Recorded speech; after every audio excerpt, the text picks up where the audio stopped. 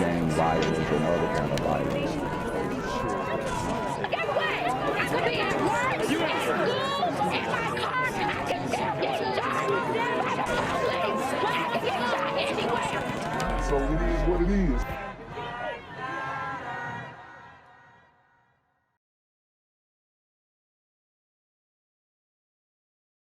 With new information and shocking details about a deadly shooting at Union Square last night. Thanks for joining us. I'm Chris Tanaka.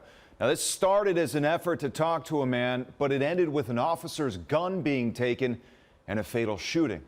Michelle Nix joining us live with breaking details on this tonight. Michelle.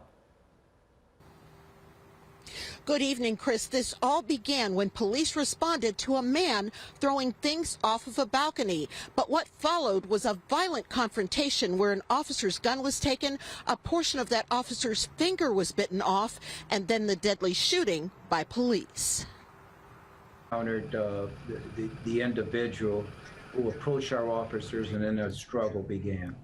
In the course of that struggle, the individual was able to get control of one of our officers' firearms. A single action sets into motion a deadly chain of events. It all began when a bed frame, chairs, television, even a hatchet were thrown from the 7th floor balcony of the Union Square Apartments on East 98th Street Thursday night. Chief Andy Gonzalez of the Cleveland Metropolitan Housing Authority's police force tells 19 News an officer and a sergeant responded to the apartment of 42-year-old Demond Eskridge to calm him down. But instead, a violent struggle ensued with the man sources say suffered from mental illness. He discharged a round towards one of our sergeants who was there to support him. The chief says officers continue to try and end the confrontation without anyone getting hurt. There was an opportunity to try to subdue him. We used a taser. We tried to get him under control as best as possible. Then the individual continued his aggressive action. But a CMHA officer was not only thrown to the ground during the struggle. The tip of his left index finger was bit off. As the confrontation escalated, inevitably the firearm was transferred from the sergeant over to the officer, who discharged another round. And this time we were able to subdue the individual. Despite life-saving efforts, Eskridge died at the hospital. The Cleveland Division of Police use of force team and homicide detectives immediately responded. But the big question, was the suspect still holding on to the officer's gun when police shot him? Body camera video is expected to help fill in the blanks. As we go through this process, the evaluation process, part of it is also trying to slow things down, trying to take things and understand things as they occurred. The chief says he wants to reassure residents of Union Square that the department will remain transparent during this process as they sort out the details. A CMHA officer and sergeant are both on administrative leave, which is normal during any use of force investigation. Reporting live in Cleveland, Michelle Nix, 19 News. I'm here on the corner of MLK and Frederick Douglass, where a shooting just took place. And as you can see, it's a pretty rough area. So I'm basically risking my life reporting on this madness.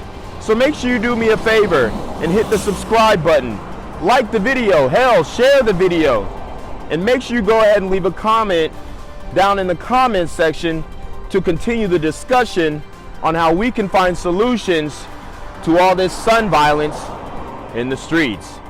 I'm Jenquavius Jackson, here live, reporting from Atlanta, Georgia, BGZM News 17. Our first look at body camera video from last Thursday's deadly police shooting at a Cuyahoga Metropolitan Housing Authority apartment complex. We're showing it to you to provide more context as to what led police to shoot and kill a 42-year-old man inside his apartment. And it comes with this warning. Some of what you're about to see may be very disturbing. News 5 investigator Scott Knoll in the newsroom with the latest on the investigation. Scott. Rob, CMHA police say they responded to the Union Square Apartments after receiving calls a man was throwing items out his apartment window. Within minutes, police say the man inside that apartment was shot by police after he grabbed an officer's gun and fired a shot. On a patrolman's body camera video, you see what appears to be items scattered in the street below the Union Square Apartments.